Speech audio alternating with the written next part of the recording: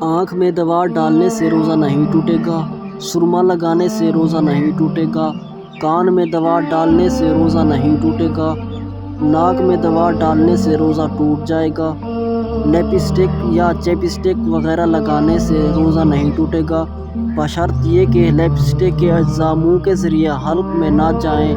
Lipstick کا نہ لگانا بہتر ہے۔ اگر حلق کے نیچے جو بھی چیز پہنچ جائے تو روزہ ٹوٹ جائے گا۔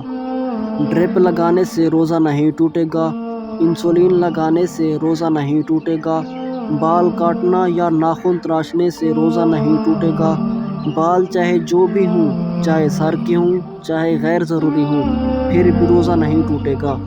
جسم یا سر پر تیل کی مالش سے روزہ نہیں ٹوٹے گا۔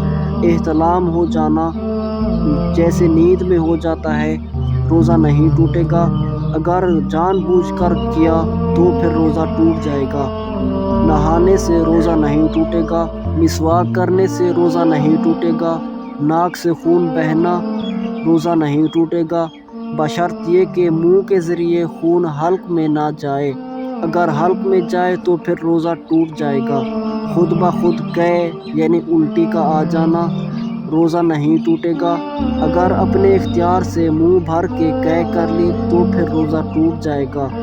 خون دینے سے روزہ نہیں ٹوٹے گا، خون ٹیسٹ کروانے سے روزہ نہیں ٹوٹے گا، پرفیوم یا عطر لگانے سے روزہ نہیں ٹوٹے گا، سگریٹ یا تمباکو نوشی پینے سے روزہ ٹوٹ جائے گا، انہیلر کا استعمال کرنے سے بھی روزہ ٹوٹ جائے گا، ماہواری یعنی حیض کا آ جانا روزہ ٹوٹ جائے گا۔